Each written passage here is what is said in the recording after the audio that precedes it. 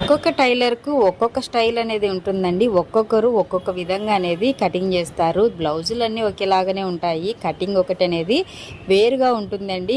మనం చేసే బ్లౌజులు వాళ్ళు కుట్టలేరు. వాళ్ళు కటింగ్ చేసిన బ్లౌజులనేది మనము కుట్టలేమండి.